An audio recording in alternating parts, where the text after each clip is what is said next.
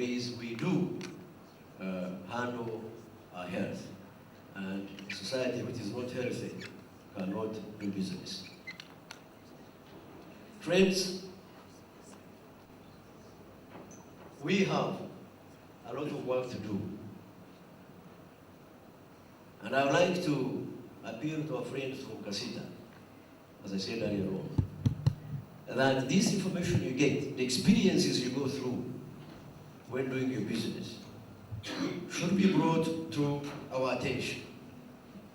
My ministry, Ministry of East African Community Affairs, is a coordination ministry.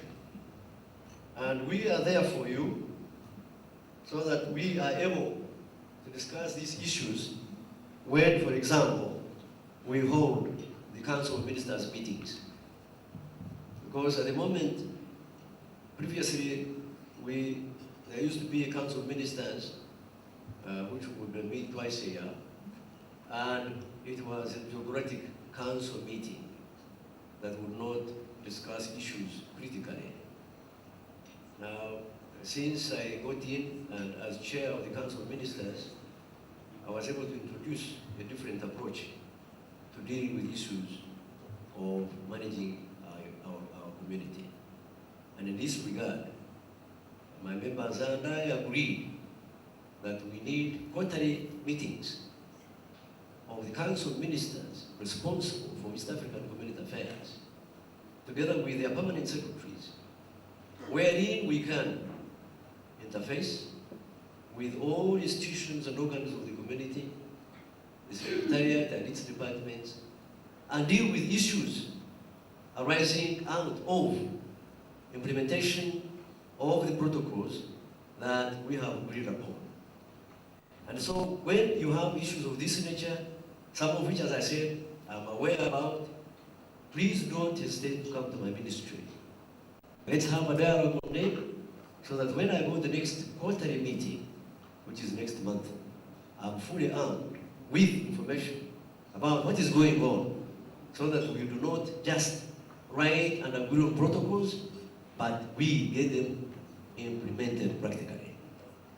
Because after all, at the end of the day, that is the intention, that our people should find it easy to move freely within the territories of the East African community, to trade without anybody putting roadblocks in their way, to remove and eliminate non-tariff barriers, and so on. We are committed to doing this, and we look forward to working together with you. With those few opening remarks, once again, I want to thank ACORD for inviting me to share a few words with you about the implementation of the East African integration objectives, and all of us together, we can play a role in order to achieve these objectives. I thank you. Thank you very much indeed, Honorable Shembagene. Thank you. Yeah, we'll open it now, but first of all, I'd like to recognize some senior citizens here. Honorable Dr. Miriam Matembe, Honorable Joy Ruth Acheng, MP for Kole District. We have Honorable Sarah Kayaji, MP Maramba District. Thank you for coming, as well as other officials from different places. We have, we have another MP, I'm not certain I have the name. Honorable Anahuru. Thank you. Yes, we'll now open it up by show of hand. You express your interest, and we'll start with the Honorable Dr. Miriam Matembe. We'll come to you, and then we'll come to you. Let's have the microphone.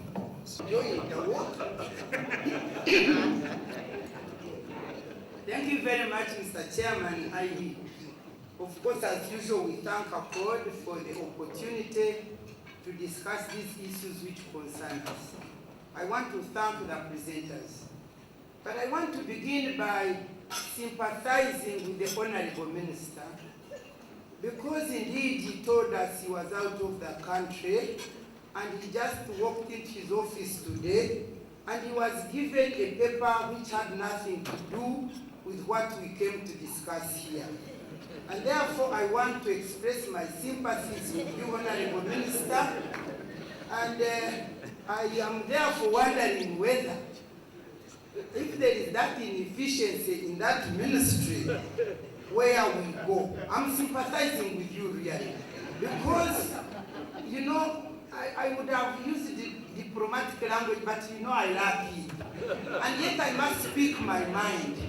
Because I sincerely sat here and listened, and the Honorable Magenya, you are my colleague, I know, but surely I need to point out such things. And I think the problem is within your ministry. And if your ministry can fail us here, this moral thing, I wonder whether it would perform effectively at the other end. Honestly, it is quite unfortunate. Because the subject to discuss today was not to give us a report of how far you've gone.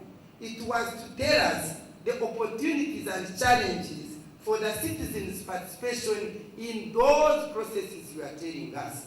And therefore, we are supposed to learn the opportunities which citizens have to participate in those processes and the challenges which we face, so that we may discuss the ways of overcoming them. But now you came and gave us a full report of what you are doing in your ministry. It's extremely unfortunate. And when you go there, deal with those people who have embarrassed you in this meeting. Now, having said that, I just want to say brief comments. I want to thank Kasita. Thank you so much for giving us, because for us, of course, we do not participate, many of us. And so when you give us the challenges which you face, we are very happy to learn what is going on. We are very happy. Now, for me as a person, you had introduced me as a senior citizen. I'm a senior citizen not in terms of age, I'm still okay age-wise. But in terms of contribution, but in terms of contribution to this nation, I'm certainly a senior citizen. And that being the case, I was one of those people who effectively participated in working out the protocol. And this protocol was driven, the principle driving it was central to it was people-driven and centered community. Because we were working against what happened when the government drove the process. And the disagreement between presidents would lead it to collapse. So we are learning from the previous experience and said, we want now to make an East African community which is driven by people and people-centered. And that's what we wanted to do. But immediately the community began, the whole principle was lost completely. I've been participating in, what do you call them, are they researches or surveys, you know, when you go and find out, you know, I think they are surveys. There's a language there. Yeah, you go and find out. Through Chituo Chakatiba, I've been involved in what is going on. Can you imagine the people in Arusha town tell you, those people up there, we don't know what is happening there. The people in Arusha. If the people of Arusha can tell you, those people there, we don't know. What do you expect the people of Kashari in Mbarara district to know? So we failed. That whole issue of people's participation and people-driven integration for East African community failed somewhere. It failed such an extent that if these big chiefs of ours disagree, it will collapse as it did last time. That is the truth. If anybody is challenging me on that one, they can bring us data to know. So when the principle failed, then the people got lost out of what they should have done. Thank you very much. But again, these are the opportunities. Now, you can't go without telling you just the opportunities. Opportunities really for us to participate is that the community started, the protocols are there, and if we were not facing the challenges, we would be participating. Because the laws are there, the protocols are there, the rules are there, the institutions like the ministries, they are there. So those are opportunities. But the challenges are lack of knowledge. Generally, all the people, many of the people apart from the businessmen and the professionals, who else knows what is going on so that they may participate? So lack of knowledge. Then the other challenge is, of course, failure to implement the protocols. As you have listened from our businessman, things are failing all over the place. They don't implement the laws. And this is a disease which is in our homes. If back home you cannot implement what you make, how do you expect it to be implemented at the other level? These are the challenges we face. And then I must finish, because other people will give other challenges. Then the biggest challenge, Honorable Minister, is really political will. I am telling you, our governments talk words. When it comes political will to translate their desires into real actions that will move us forward, they fail. And that is also another disease which is back home. If back home here you are telling us lies day and night, you tell us lies. Do you think when you integrate you are not joining those 5 lies? You join the 5 lies and you lie your people. So there is no commitment, no personal, like you say, I must do this. And I'm telling you, even in marriages, when you don't have commitments, marriages are on the rocks and in the end they fail. Thank you very much. Thank you. Let's hear from Richard and then we'll come to you. Who is Richard Swati. Thank you very much, Honorable Thank you for presentation.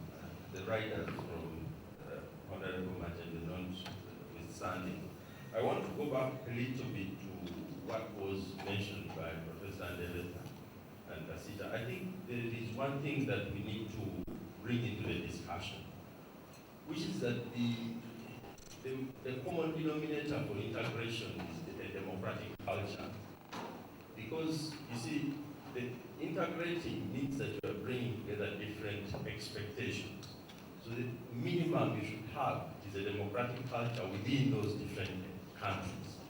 Meaning that then you will be able to get a responsive citizen, a responsive government that can respond to citizens' needs. The characteristics that Issa has just brought out clearly show that there is no responsiveness because the institutions are not built on a democratic culture. They are built on a culture that is driven by patronage, that is driven by very myopic political thinking. So, in a sense, if that's the driver, then integration fails because of that. But I also want to say, and that's my last comment, that we should not discount the things that citizens are doing on their own. Teresa did talk about them in passing, but I think it's important to recognize that in this East Africa, citizens have been integrating much faster, better, and even in a much more rational way than their leaders. Take simple examples. You talked about music. Nobody is telling the musicians that sing in 3 or 4 languages because that is obvious that you will get a bigger market. Nobody has to tell the sitter and their friends to go look for markets. Nobody is telling the Kenyans to bring their mangoes to Uganda. And they don't need protocols. So this is the failure that sometimes we think that the protocol drives citizen responsiveness. That's not true. The protocol is just supposed to be something, a mechanism for strengthening, an already existing practice. So I think what we should do, Honorable Minister, is to take these protocols and see them as things that are facilitating. So don't build a protocol in air and then look for where it fits. Look down and then bring the protocol to facilitate what's happening. I think that's more important. All right. Let's hear from Peter. Will come to Dr. And take away quite a number of our own into the DC circle. They also add on resident.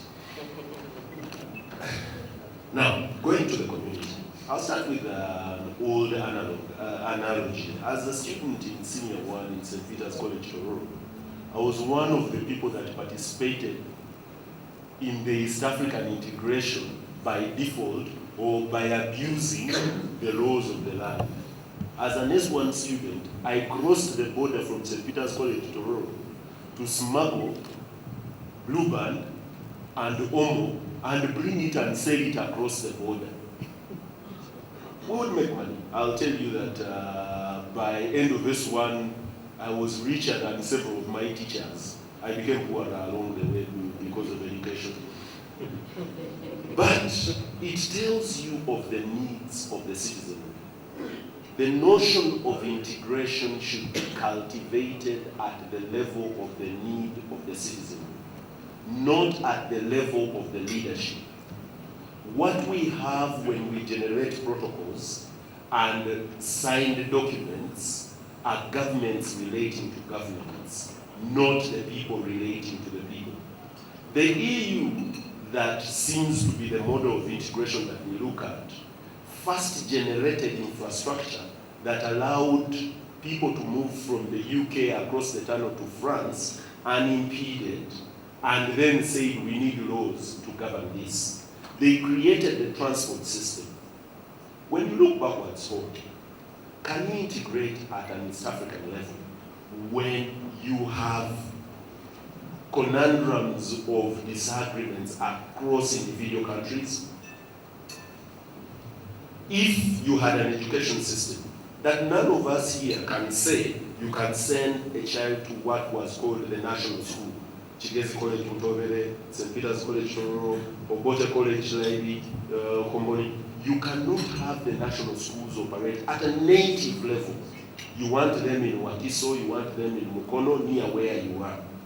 If you can't have the confidence at your national level to spread out, confidence, infrastructure, systems, then can you have them at a regional level?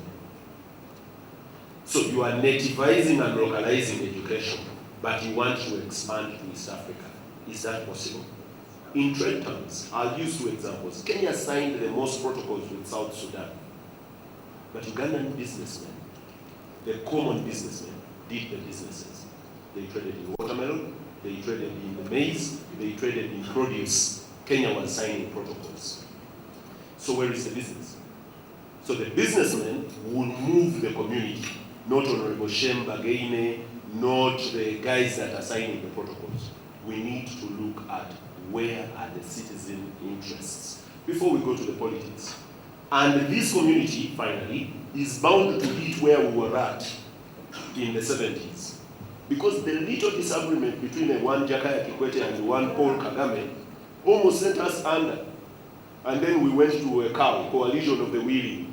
And the coalition of the willing was inviting in a South Sudan that was falling apart. Where are we at? We are back to the 70s, where Amin and Kenyatta disagreed and we collapsed. We will be there again if we don't have the citizens. Asante. Thank you, Peter. Dr. Arthur, and then we'll move to this side. Do we have any hands? Presenters really for good presentations, and thank the minister in particular for your presentation. And just a small clarification, because we crafted the presentation for the minister. We also, in his letter, asked him to give us the progress so far made in our regional integration. And as you can see, we have, it has 4 stages: the customs union, the common market, the monetary union, the political federation. And we've now completed the monetary union. So I thought that that was important. Also bring us to step, since most of us are not vast with the progress so far. So I want to congratulate you, Minister. At least that one was important because we also learned. But I think one of the important outcomes, Honorable Shem, is that you have opened up your office for ordinary people, including Kasita. And I think whether Professor Mamusa likes it or not, one of the critical issues actually is livelihoods for the citizens of the community, and that can be satisfied by trade. Because trade will bring economic livelihoods. Economic livelihood is translated to peace and security.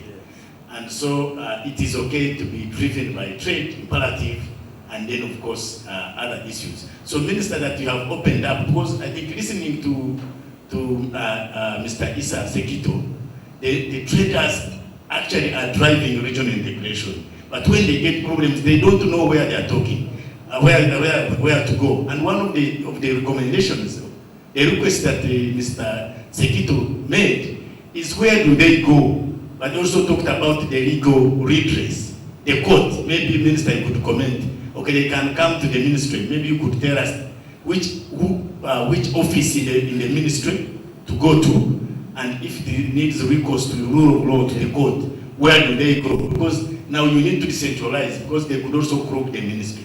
But I think I'm very happy that for this interaction, we have achieved the objective that we can be able to come and get redress. Thank you. All right, we'll move to Stephen Asimwe, RDC. Come to you.